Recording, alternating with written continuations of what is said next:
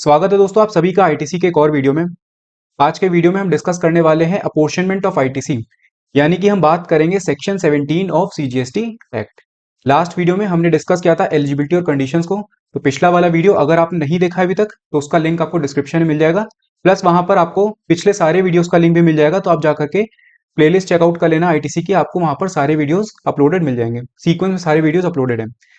अब अगर हम बात करें सेक्शन 17 की, तो यहाँ पर इस वीडियो में हम लोग डिस्कस करने वाले हैं तीन सबसेक्शन को।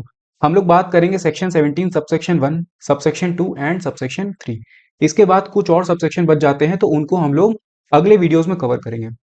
अब देखिए, जो सेक्शन 17 हम डिस्कस करने वाले हैं, ये पूरी की पूरी बात करता है apportionment of ITC and blocked credit के बारे में। तो यहाँ पर सबसे पहले तो हमको ये समझना जरूरी है कि जो अपोर्शनमेंट की बात यहाँ पर की जा रही है, ये अपोर्शनमेंट एक्चुअल में होता क्या है। उसके बाद फिर हम जाएंगे कि क्या क्या बातें यहाँ पर बोली गई है, क्या सबसेक्शन कवर करते हैं, ये सब बातें बात की हैं। पहले हम ये समझ लेते हैं कि अपोर्शनमेंट का मतलब क्या होता है। देखिए, जो भी सप्लाई आप कर रहे हो, जो भी बिजनेस आप कर रहे हो, यहाँ पर उसको अगर हम कैटेगराइज करें, तो यहाँ पर ये हो सकता है कि जैसे हमने लास्ट वाले वीडियो में डिस्कस किया था सेक्शन 16 सबसेक्शन 1 को, ठीक है। वहां पर हमने ये देखा था कि अगर आपको आईटीसी क्लेम करना है, तो एक तो सबसे पहले आपको रजिस्ट्रेशन करवाना पड़ेगा। दूसरा, आपका बिजनेस पर्पस होना चाहिए। अगर बिजनेस पर्पस नहीं है तो फिर आप आईटीसी क्लेम नहीं कर पाओगे। तो यहीं से ये सारी बातें हमारी निकल के आती हैं, जो हम लोग अभी डिस्कस करने वाले हैं। यहाँ पर क्या है, मान लो आपने जो इनपुट इनपुट सर्विसेज या कैपिटल गुड्स आपने खरीदे हैं, जिन पर की जीएसटी आपने पे किया है और उनका आईटीसी आप क्लेम करना चाहते हो। तो अब यहाँ पर क्या होता है कि जो भी इनपुट इनपुट सर्विसेज या कैपिटल गुड्स आपने लिए हैं, आपने खरीदे हैं, उनका यूज अगर आप एक्सक्लूसिवली बिजनेस पर्पस के लिए करते हो, अगर आप एक्सक्लूसिवली बिजनेस पर्पस के लिए करते हो, तो फिर जो भी आईटीसी आपने उन इनपुट इनपुट सर्विसेज या फिर कैपिटल गुड्स पे पे किया है, वो पूरा का पूरा आईटीसी आपको अलाउड हो जाएगा। उसमें कोई भी प्रॉब्लम या फिर कोई भी फॉर्मूला या फिर मैनर ऑफ अपोर्शनमेंट की बात नहीं आती है।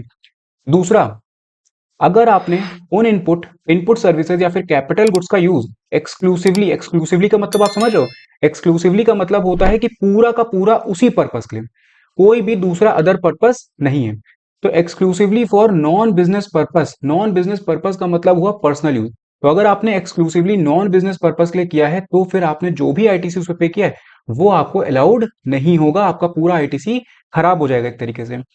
तीसरा, यहां पर यह हो सकता है कि आपने एक्सक्लूसिवली टैक्सेबल सप्लाईज के लिए किया हो। जो भी इनपुट इनपुट सर्विसेज या कैपिटल गुड्स आपने खरीदे हैं, उनको यूज करके आपने जो प्रोडक्ट बनाया, वो आपका टैक्सेबल था, मतलब उस पर जीएसटी चार्ज हो रहा था। तो अगर वो टैक्सेबल सप्लाईज के अंदर में कवर होता है, तो आपने जो भी आईटीसी पे किया है, वो आपको पूरा का पूरा अलाउड हो जाएगा, उसमें कोई भी कंफ्यूजन की बात नहीं आती। इसके बाद यहां पर होता है, अगर आपने एक्सक्लूसिवली एग्जेम्प्टेड सप्लाईज के लिए किया है। एग्जेम्प्टेड सप्लाई में हमारी कई तरीके की सप्लाई आती है, जिनको अभी आगे वीडियो में हम लोग डिस्कस करेंगे। अगर आपने एग्जेम्प्टेड, शॉर्ट में आप ये समझ लो कि एग्जेम्प्टेड एक तरीके से आप उस पर जीएसटी नहीं चार्ज कर रहे हो, उस पर कोई भी जीएसटी चार्ज नहीं हो रहा, तो वो हमारी एग्जेम्प्टेड सप्लाई हो गई। तो अगर आपने एक्सक्लूसिवली एग्जेम्प्टेड सप्लाईज के लिए किया है उन इनपुट इनपुट सर्विसेज या कैपिटल गुड्स का यूज, तो फिर यहां पर आपको कोई भी आईटीसी अलाउड नहीं होगा, आपका पूरा आईटीसी खराब हो जाएगा। अपोर्शनमेंट की बात कहां पर आती है, ये तो हमने डिस्कस कर लिया कि जो भी हमने आईटीसी पे किया, वो या तो हमको मिलेगा, या तो हमको पूरा का पूरा मिलेगा, या तो हमको पूरा का पूरा नहीं मिलेगा। तो अपोर्शनमेंट की बात यहां पे कहां आई?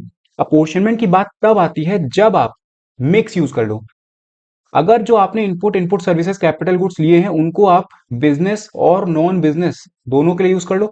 या फिर हो सकता है कि जो आपने प्रोडक्ट बनाया, उसमें कुछ प्रोडक्ट्स, मतलब मान लो आपने अगर मशीन खरीदी थी, ठीक है, ये आपकी मशीन थी, इस मशीन को, ये आपका कैपिटल गुड में कवर होता है, जो भी आईटीसी आप पे करते हो, वो आपको या तो अलाउड होगा या तो नहीं अलाउड होगा।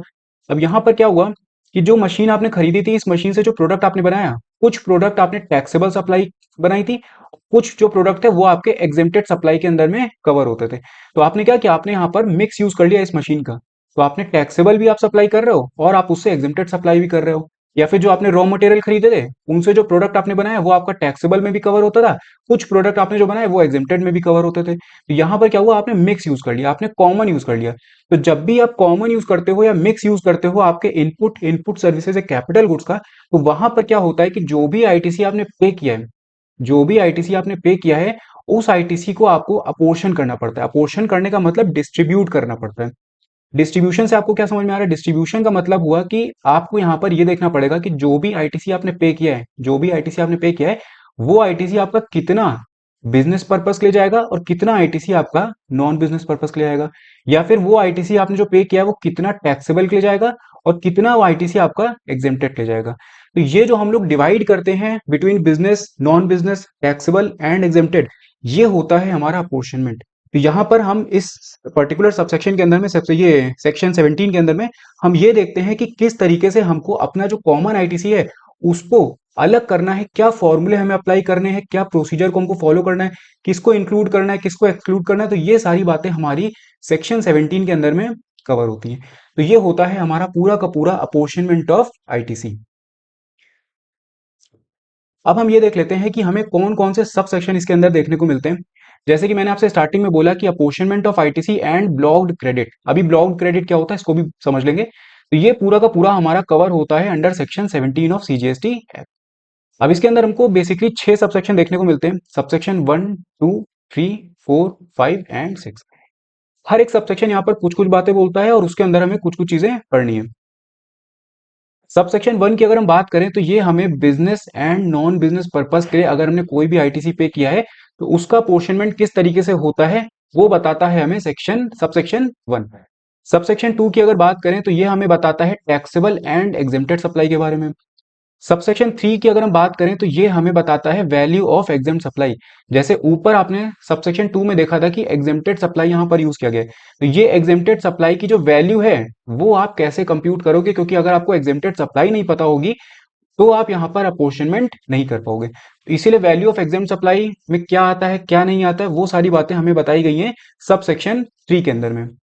इसके बाद सबसेक्शन 4 जो होता है वो हमें बताता है special provisions for banking companies and financial institutions. जो भी बैंक्स हैं या फिर जो भी फाइनेंशियल इंस्टीट्यूशंस हैं वो अपना अपोर्शनमेंट किस तरीके से करेंगे, तो ये हमारा कवर होता है अंडर सबसेक्शन 4। सबसेक्शन 5 के अंदर में हमारा आता है ब्लॉक्ड क्रेडिट। अब ब्लॉक्ड क्रेडिट क्या होता है इसको डिटेल में तो हम लोग बाद में पढ़ेंगे। यहाँ पर शॉर्ट में आप बस ये समझ लो कि ये ऐसे टाइप की सप्लाई ऑफ गुड्स या सर्विसेज होती हैं जिनको कि अगर आपने खरीदा है, मतलब अगर आपने उनको इनपुट इनपुट सर्विसेज या फिर कैपिटल गुड की तरह यूज किया है तो उनका आईटीसी आपको सीधे सीधे गवर्नमेंट मना कर देती है।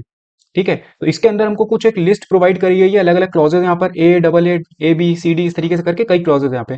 तो हर एक क्लॉज में कुछ कुछ चीजें कवर होती हैं। उनके अंदर ये बोला गया है कि अगर आप इस तरीके के इनपुट्स को यूज करते हो तो जो भी जीएसटी आपने पे किया है वो आप उसका आईटीसी क्लेम नहीं कर पाओगे। तो सीधे सीधे डायरेक्टली गवर्नमेंट ने यहाँ पर ब्लॉक कर दिया। तो ये आता है हमारा सबसेक्शन 5 के अंदर में। सबसेक्शन 6 जो होता है वो एक छोटा सा सबसेक्शन डाल दिया इन्होंने, जो कि पावर ऑफ गवर्नमेंट के बारे में बात करता है। मतलब गवर्नमेंट चाहे तो फ्यूचर में चेंजेस कर सकती है इस पर्टिकुलर सेक्शन के अंदर में। तो ये बात करी गई सबसेक्शन 6 के अंदर में। अभी इस वीडियो में हम लोग पढ़ने वाले हैं सबसेक्शन 1, 2 एंड 3। अब देखिए, जो बिजनेस या नॉन बिजनेस पर्पस की हमने बात करी या फिर जो टैक्सेबल और एग्जेम्प्टेड की बात करी, इनका जो पूरा अपोर्शनमेंट का प्रोसीजर होता है, जो पूरा एक मैनर होता है जहां पर हम फॉर्मूले को पढ़ते हैं, वो हमारा कवर होता है रूल 42 एंड रूल 43 में। इनको हम लोग अगले वीडियो में पढ़ेंगे। रूल 42 की और रूल 43 की बात हम लोग अलग से एक वीडियो में करने वाले हैं। यहाँ पर बस हम लोग ये देखेंगे कि ये सबसेक्शन 1 में बिजनेस या नॉन बिजनेस अगर हमने किया है तो हमें किसका आईटीसी मिलेगा। तो ये शॉर्ट में हम लोग इसको समझेंगे। डिटेल में बात हम लोग करेंगे रूल 42 और रूल 43 में। अब एक चीज आप एक और समझ लो, यहाँ पे जो रूल 42 होता है, रूल 42 हमें बताता है apportionment of input and input services GST. अगर आपने कोई भी इनपुट, इनपुट का मतलब रॉ मटेरियल, और इनपुट सर्विसेज, अगर आपने इन पर जो भी जीएसटी पे किया और वो कॉमन यूज किया गया है तो फिर उनका जो अपोर्शनमेंट होगा वो रूल 42 के हिसाब से होगा। रूल 43 जो होता है वो स्पेसिफिकली सिर्फ बात करता है कैपिटल गुड्स के लिए। इसी तरीके से जब हम बैंकिंग कंपनीज या फाइनेंशियल इंस्टीट्यूशन की बात करते हैं तो ये हमारा कवर होता है रूल 38 में। तो रूल 38 हमें बताएगा कि अगर बैंक या फिर कोई फाइनेंशियल इंस्टीट्यूशन है तो उनको किस तरीके से अपना अपोर्शनमेंट करना है। इसके बाद सबसेक्शन 6 आपने समझ लिया कि क्या है। गवर्नमेंट में prescribe the manner in which the credit refer to in subsection 1 and 2 में बी एट्रीब्यूटेड। तो गवर्नमेंट चाहे तो फ्यूचर में भी कोई चेंजेस कर सकती है। अब इसके बाद सबसे पहले बात कर लेते हैं सबसेक्शन 1 की, सेक्शन 17 सबसेक्शन 1। शॉर्ट में इसको यहां पर समझेंगे, देख लेंगे कि क्या होता है क्या नहीं होता। उसके बाद रूल 42 हमारा इसमें एप्लीकेबल होता है तो उसको हम लोग अगले वीडियो में डिस्कस करेंगे। यहां पर देखिए लिखा हुआ admissible ITC if the goods and services are used for providing both business as well as non business purpose. जैसे अभी हमने स्टार्टिंग में देखा था, यहाँ पे अगर आप एक्सक्लूसिवली बिजनेस पर्पस के लिए करते हो तो कोई दिक्कत नहीं, या फिर नॉन बिजनेस पर्पस है तो भी वहां पर अपोर्शनमेंट की बात नहीं आती है। इसी तरीके से अगर आपने टैक्सेबल और एग्जेम्प्टेड एक्सक्लूसिवली किया हुआ है, एक्सक्लूसिवली टैक्सेबल और एक्सक्लूसिवली एग्जेम्प्टेड, तो भी यहाँ पर अपॉर्शनमेंट की बात नहीं आएगी। बात अपॉर्शनमेंट की कब आती है? जब आप मिक्स यूज कर लो। तो यहाँ पर यही बताया गया है कि एडमिसेबल आईटीसी आपका कितना होगा if goods and services are use for providing both. Both का मतलब यहाँ पर बिजनेस भी है और नॉन बिजनेस पर्पस यानी कि पर्सनल पर्पस भी है। अगर आपने इसमें किया है तो फिर आपको कितना आईटीसी मिलेगा? तो ये सीधे सीधे आप देख करके बता सकते हो कि आपको बिजनेस वाले के लिए ही मिलेगा। नॉन बिजनेस वाले के लिए आपने जितना भी किया है वो आपको नहीं अलाउड होगा। तो यहाँ पर ये चीज बोली गई, amount of ITC will be restricted to so much of the amount as it is attributable to the business purpose only. तो जितना भी आप आईटीसी एट्रीब्यूट कर सकते हो, आप रिलेट कर सकते हो अपने बिजनेस पर्पस के लिए, उसका आप आईटीसी क्लेम कर लोगे। जो भी नॉन बिजनेस पर्पस वाला है वो आपको उसका आईटीसी नहीं मिलेगा। इसके बाद सबसेक्शन 2 की अगर हम बात करें तो सबसेक्शन 2 यहां पर बोल रहा है admissible ITC if the goods and services are used for providing both taxable as well as exempted supply. तो अगर आपने टैक्सेबल भी किया है, आपने एग्जेम्प्टेड भी किया है, तो फिर आपको किसका आईटीसी मिलेगा? आपको सिर्फ और सिर्फ टैक्सेबल का मिलेगा। तो यहां पर देखिए ये चीज देखिए, amount of ITC will be restricted to so much of the amount which relates to the taxable supply. तो जितना भी आपने पोर्शन टैक्सेबल सप्लाईज के लिए यूज किया है उसका उतना आईटीसी आप क्लेम कर सकते हो। जितना भी एग्जेम्प्टेड के लिए है वो आप क्लेम नहीं कर पाओगे। दूसरी बात यहां पर आपको यह ध्यान रखनी है कि यहां पर जीरो रेटेड सप्लाई क्या होती है इसको भी हम लोग देखने वाले हैं। सिंपल सा आप ये समझो कि जीरो रेटेड सप्लाई ऐसी सप्लाईज होती हैं जिन पर जीरो रेट ऑफ जीएसटी लगता है। मतलब एक तरीके से कोई भी जीएसटी चार्ज नहीं हो रहा है, लेकिन फिर भी गवर्नमेंट ने जीरो रेट यहां पर स्पेसिफाई अलग से करके रखा हुआ है। तो जीरो रेट अगर लग रहा है तो एक तरीके से क्या हो गई? ये एक तरीके से हो गई हमारी एग्जेम्प्ट सप्लाई। लेकिन हम यहां पर क्या कर रहे हैं? हम इंक्लूड कर रहे हैं टैक्सेबल सप्लाईज के अंदर में हमारी जीरो रेटेड सप्लाईज को। तो अगर आपने जीरो रेटेड सप्लाई करी है तो वो आपकी टैक्सेबल की तरह काउंट होंगी, और जो भी आईटीसी आपने पे किया है उसका मतलब जो भी जीएसटी आपने पे किया है उसका आईटीसी आप क्लेम कर सकते हो जीरो रेटेड सप्लाई के केस में। इसके अलावा कोई भी और तरीके की जो एग्जेम्प्टेड सप्लाई होती है उनका आईटीसी आप क्लेम नहीं कर सकते हो। अब यहाँ पर हम बात कर लेते हैं कि जीरो रेटेड सप्लाई के अंदर में हमारे कौन कौन से टाइप की सप्लाई आती है। तो आपको ये तो पता है कि जो भी आईटीसी आपने पे किया है वो आपको अलाउड हो जाएगा यहाँ पर जीरो रेट सप्लाई के केस में। तो यहाँ पर दो तरीके की सप्लाई आपको देखने को मिलती है जिनको हम जीरो रेटेड सप्लाई बोलते हैं। पहली सप्लाई यहाँ पर हो जाती है एक्सपोर्ट ऑफ गुड्स और सर्विसेज और बोथ। अगर आपने किसी भी तरीके का एक्सपोर्ट किया है गुड्स या सर्विस का तो वो आपका जीरो रेटेड सप्लाई के अंदर में आता है और उस पर आप कोई भी जीएसटी चार्ज नहीं करते हो। लेकिन जो भी उन प्रोडक्ट्स को बनाने के लिए आपने इनपुट सर्विसेज कैपिटल गुड का यूज किया है उन पर जो जीएसटी आपने पे किया है अपने इनपुट्स पे उसका आईटीसी आप क्लेम कर सकते हो। तो यहाँ पर ये हमारा जीरो रेटेड होने के बाद भी हम इस पर आईटीसी क्लेम कर सकते हैं। तो एक तो हो गया हमारा एक्सपोर्ट। दूसरा यहाँ पर आता है सप्लाई ऑफ गुड्स और services to a special economic zone developer और a unit in special economic zone. तो अगर आपने कोई भी सप्लाई यहाँ पर की है स्पेशल इकोनॉमिक जोन के अंदर में तो वो भी आपका जीरो रेटेड सप्लाई के अंदर में कवर होता है, और उस पर आप जीएसटी चार्ज तो नहीं करते, लेकिन जो भी जीएसटी आपने पे किया वो अपने इनपुट्स पे उसका आईटीसी आप क्लेम कर लोगे, क्योंकि जीरो रेटेड सप्लाई हमारा कवर होता है टैक्सेबल सप्लाई के अंदर में। तो यहां पर हमने ये समझ लिया कि जीरो रेटेड सप्लाई हमारी कौन कौन सी होती है। इसके बाद हम ये देख लेते हैं कि एग्जेम्प्ट सप्लाई में हमारा बेसिकली क्या क्या टाइप की सप्लाईज कवर होती हैं। यहां पर तीन कैटेगरी की सप्लाई आपको देखने को मिलेगी जो कि हमारी एग्जेम्प्ट सप्लाई के अंदर में आती है। सबसे पहली हो जाती है supplies taxable at nil rate of tax. Nil rate का मतलब है कि यहां पर सरकार 0% जीएसटी आपसे चार्ज कर रही है। चार्ज तो कर रही है लेकिन कितना कर रही है? 0% कर रही है। दूसरा यहां पर आता है supplies that are wholly exempted from CGST और IGST by way of notification. Government ने नोटिफिकेशन निकाला हुआ है कि इन पर्टिकुलर सप्लाई ऑफ गुड्स या फिर इन पर्टिकुलर सप्लाई ऑफ सर्विसेज को हम अभी जीएसटी से बाहर रख रहे हैं, हम इन पे कोई भी जीएसटी चार्ज नहीं कर रहे हैं। तो ये हमारी नोटिफिकेशन के थ्रू कुछ सप्लाईज एग्जेम्प्ट कर दी है गवर्नमेंट ने। अब कौन सी सप्लाई करी है, कौन कौन सी सप्लाई हमारी इसके अंदर में कवर होती है, इनकी बात हम लोग डिटेल में किसी और वीडियो में करेंगे जहां पर हम लोग एग्जेम्प्टेड सप्लाई को डिस्कस करेंगे। यहां पर बस आपको मैंने शॉर्ट में बता दिया ताकि आप ये सबसेक्शन जो सबसेक्शन 3 हम डिस्कस करने वाले हैं उसको आप लोग समझ पाओ। इसके बाद यहां पर आता है non taxable supply. Non taxable या फिर नॉन जीएसटी सप्लाई, ये वो सप्लाईज होती हैं जो कि जीएसटी लॉ के अंदर में एग्जिस्ट ही नहीं करती।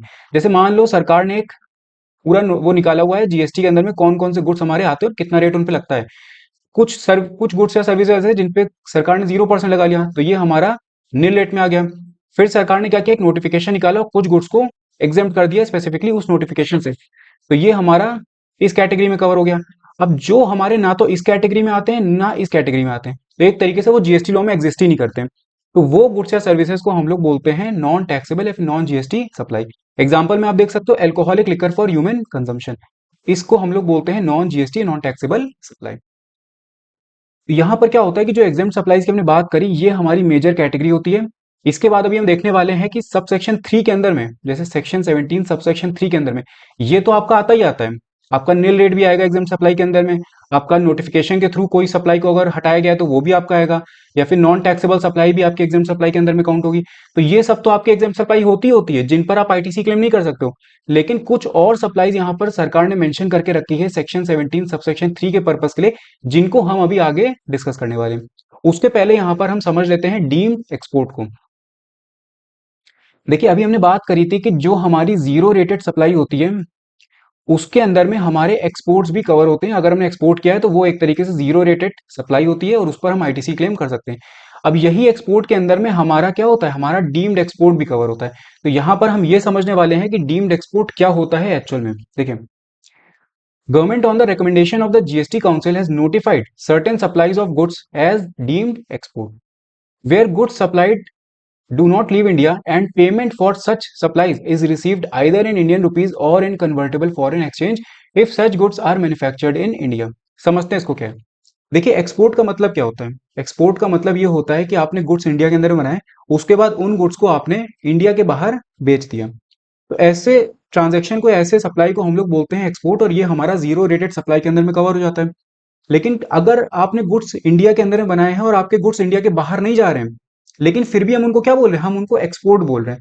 ऐसे एक्सपोर्ट जो कि इंडिया से बाहर नहीं, मतलब ऐसे प्रोडक्ट जो कि इंडिया के बाहर नहीं बेचे जा रहे, लेकिन फिर भी हम उनको एक्सपोर्ट बोल रहे हैं, उनको हमने स्पेशल एक नाम दे दिया, हमने उनको बोल दिया डीम्ड एक्सपोर्ट्स।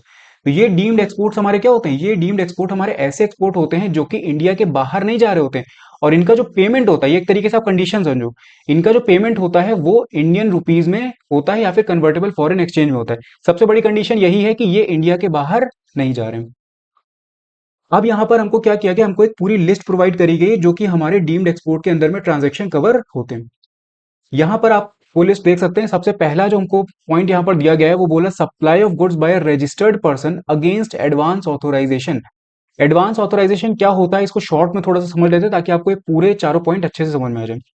देखिए एडवांस ऑथोराइजेशन स्कीम एक ऐसी स्कीम होती है जिसको अगर आप ऑप्ट कर लेते हो तो वहां पर सरकार आपको ये एक तरीके से बेनिफिट दे देती है कि जो भी इनपुट्स को आप अगर आप इंपोर्ट करते हो, आप अपना जो प्रोडक्ट बनाने वाले हो उसके लिए आप जो भी इनपुट्स को इंपोर्ट करोगे उन पर आपको कोई भी इंपोर्ट ड्यूटी पे नहीं करनी है।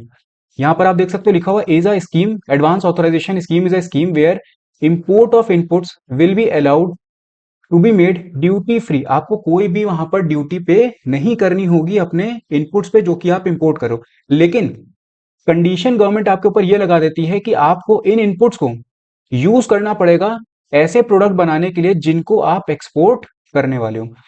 If they are physically incorporated in a product which is going to be exported, तो आप उन इनपुट्स को अपने उसमें प्रोडक्ट में यूज करोगे और इस प्रोडक्ट को आप एक्सपोर्ट करोगे। ऐसे एक जो वो होते हैं एक्सपोर्टर या ऐसे सप्लायर जो होते हैं वो हमारे कहलाते हैं एडवांस ऑथराइजेशन सप्लायर। और इनको अगर आपने सप्लाई किया है, आप यहां पर समझना, ये हो गया हमारा एडवांस ऑथराइजेशन स्कीम के अंदर में registered person.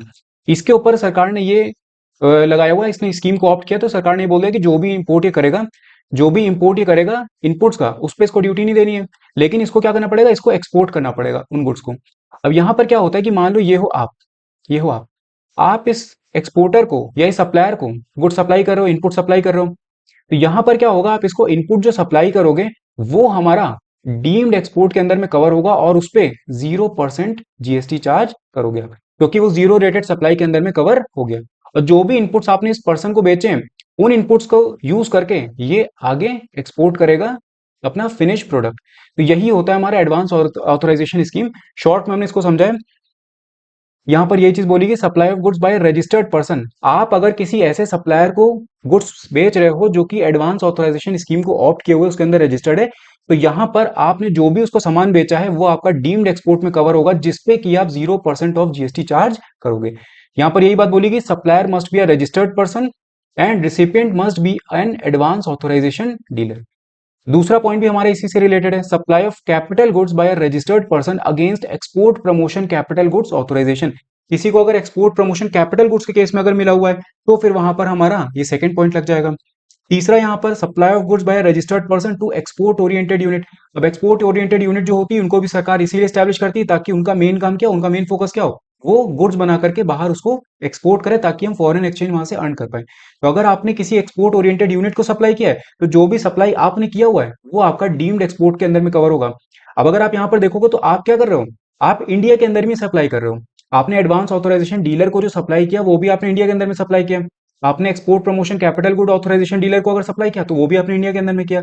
Export oriented unit को अगर आप सप्लाई कर रहे हो तो वो भी आप इंडिया के अंदर में कर रहे हो। लेकिन फिर भी हम उनको क्या बोल रहे हैं, हम उनको एक्सपोर्ट बोल रहे हैं क्योंकि वो हमारा क्या है, वो हमारा एक तरीके से डीम्ड एक्सपोर्ट है।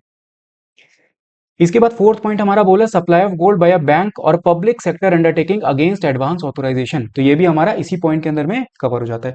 तो ये सारे हमारे होते हैं डीम्ड एक्सपोर्ट जिनको कि हम जीरो रेटेड सप्लाई में काउंट करते हैं और इन पे हम 0% ऑफ जीएसटी चार्ज करते हैं।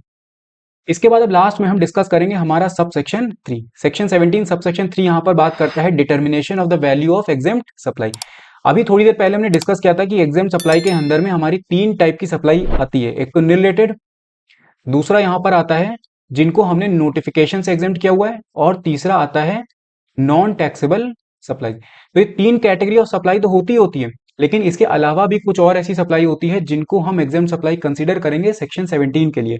तो उन्हीं सप्लाईज की बात यहाँ पर हम लोग करने वाले हैं। यहाँ पर अगर आप देखो तो लिखा हुआ है value of exempt supply under sub section 2। जैसे हमने सेक्शन 17 सब सेक्शन 2 में ये देखा था कि अगर आपने taxable plus exempted supply in दोनों के लिए किया हुआ है तो फिर यहाँ पर जितना आईटीसी आपका एट्रीब्यूटेबल होगा टैक्सेबल के लिए वही आपके लिए यहाँ पर क्या होगा, आप उसको क्लेम कर सकते हो, आपको अलाउड होगा। एग्जेम्प्ट वाला आपको अलाउड नहीं होगा। तो एग्जेम्प्ट सप्लाई में कितना प्रपोर्शन आपका जाएगा, टैक्सेबल में कितना प्रपोर्शन जाएगा, ये आपको तभी पता चल पाएगा जब आपको ये पता हो कि आपकी एग्जेम्प्ट सप्लाई कौन कौन सी होती है। जितना भी पोर्शन आपका एग्जाम सप्लाई के लिए है उसका आईटीसी आपको अलाउड नहीं होगा। तो यहाँ पर हमें ये समझना जरूरी है कि एग्जाम सप्लाई में क्या क्या चीजें आती हैं। सबसे पहला अगर आप देखो तो यहाँ पर लिखा हुआ supplies on which recipient is liable to pay tax under reverse charge. तो यहाँ पर रिवर्स चार्ज का मतलब मैंने आपको पहले भी डिटेल में कवर कराया हुआ है।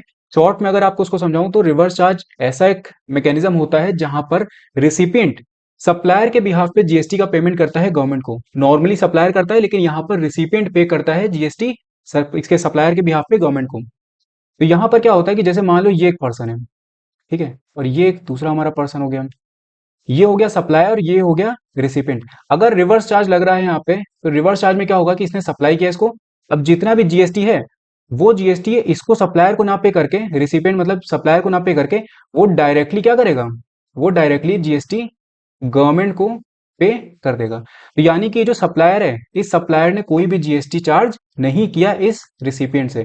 तो यहाँ पर ये जो सप्लायर है इसके लिए क्या हो गई, ये हो गई आउटवर्ड सप्लाईज जिसपे इसने कोई भी जीएसटी चार्ज नहीं किया। तो यही टाइप की जो सप्लाईज होती है ये हमारी कवर होती है एग्जेम्प्ट सप्लाई के अंदर में। तो एक तरीके से आप ये कह सकते हो, यहाँ पर आप लिख सकते हो outward supplies on which recipient is liable to pay tax. तो टैक्स के यहाँ पर आईटीसी क्लेम कौन कर पाएगा, आईटीसी यहाँ पर क्लेम कर पाएगा रिसिपिएंट ना कि सप्लायर। दूसरा यहाँ पर आता है ट्रांजैक्शन इन सिक्योरिटीज। तो अगर आपने कोई भी शेयर्स को बेचा है तो वो भी हमारे एग्जेम्प्ट सप्लाई के अंदर में कवर होते हैं। यहाँ पर होता यह है कि जो भी आपने सेल किया है उसका 1% वैल्यू ही हमारा एग्जेम्प्ट सप्लाई के अंदर में आता है, बाकी का नहीं आता। तो लेकिन आपको इतना डिटेल में जाने की जरूरत नहीं है, आप सिंपल सा ये समझो कि जो भी ट्रांजैक्शन अगर आपने शेयर्स में किया है तो उस पर कोई भी जीएसटी कलेक्ट नहीं होता क्योंकि वो हमारा एग्जेम्प्ट सप्लाई के अंदर में कवर होता है।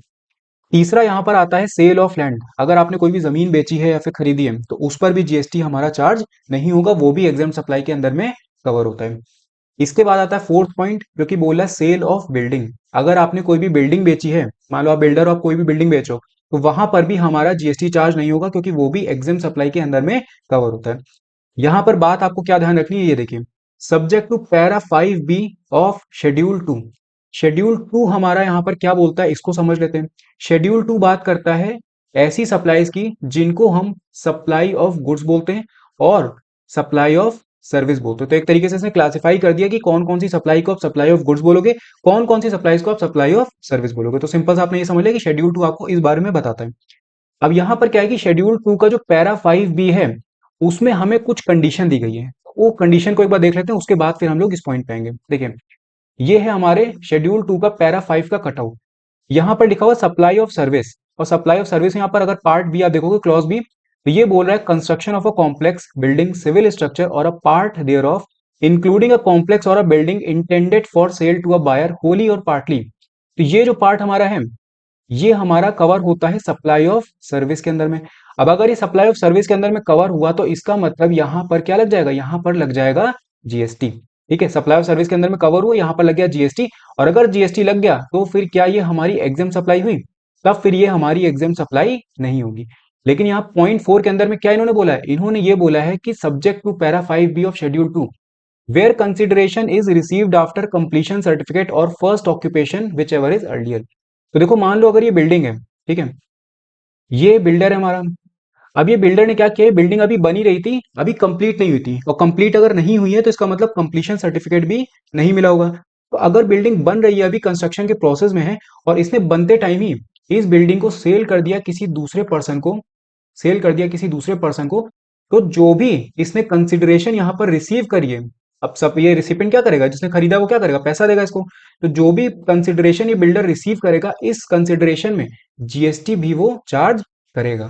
क्यों करेगा? क्योंकि ये हमारा सप्लाई ऑफ सर्विस के अंदर में कवर होता है। अगर कंप्लीशन सर्टिफिकेट मिलने के पहले अगर आपने उसको बेच दिया तो फिर वहां पर हमारा जीएसटी चार्ज हो जाएगा, और वो फिर एग्जाम सप्लाई के अंदर में कवर नहीं होगा। लेकिन ये देखिए, accept where the entire consideration has been received after issuance of completion certificate where required by the competent authority or after its first occupation whichever is earlier।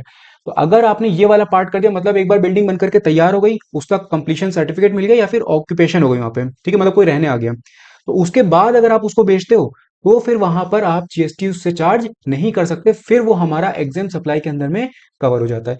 अगर आपने कंप्लीशन सर्टिफिकेट मिलने के पहले उसको बेच दिया, सप्लाई ऑफ सर्विस में cover हो गया, जीएसटी चार्ज होगा, एग्जाम सप्लाई के अंदर में नहीं आएगा फिर वो। लेकिन अगर बनने के बाद आपने उसको बेचा तो फिर वो हमारा ये सप्लाई ऑफ सर्विस से बाहर निकल जाएगा, क्योंकि यहाँ पर क्या लिखा है, एक्सेप्ट।